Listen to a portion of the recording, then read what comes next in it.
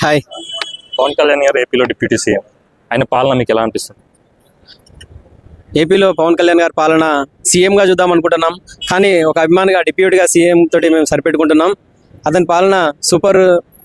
అది కూడా తెలంగాణలో వస్తే కూడా బాగుంటుందని మేము కోరుకుంటున్నాం. ఓకే అన్న, ఇప్పుడు ఈ పవన్ కళ్యాణ్ గారు ఇవాళ గిరిజన తెగకి వెళ్ళాడు నడుచుకుంటూ, ఆ బురదలో వర్షం పడుతున్నా అంటే వారికి ప్రమాదం అంటే ఆపద ఉంది, వాళ్ళకి అవసరం ఉంది నా నీడని చెప్పి అంత కష్టపడి వారి కోసం వెళ్ళడంపై మీ అభిప్రాయం ఏంటన్నా?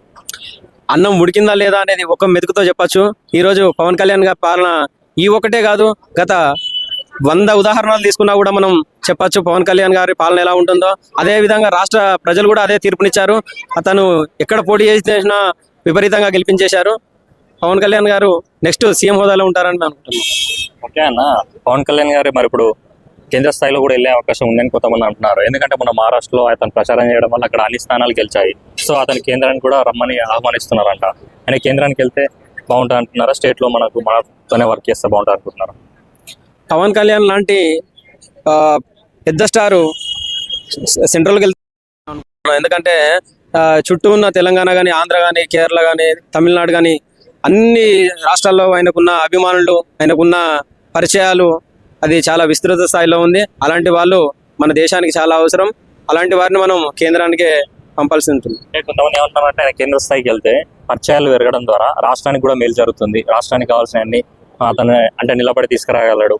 సో అతని కేంద్ర స్థాయిలో ఇంకా బలం, మన రాష్ట్రానికి ఒక బలం పెరిగినట్టు ఉంటుంది, ఆయన వెళ్ళాలి కేంద్రానికి అని చెప్పి కూడా చాలా మంది అభిమానులు ప్రజలు కోరుకుంటున్నారు. అని మీరేమంటారు? అది మన అంతిమ లక్ష్యం ఏంటంటే పవన్ కళ్యాణ్ గారిని పెద్ద స్థాయిలో చూడాలనుకోవడమే. అలాంటి పదవులు అనుభవిస్తేనే మంచిదని మేము కోరుకుంటున్నాం. అంటే పవన్ కళ్యాణ్ గారు ఎప్పుడైనా వర్షాలు వచ్చినప్పుడు కానీ కాస్త రిస్కీ ఉన్న ప్రదేశాల్లో కావాలని వెళ్తున్నారు.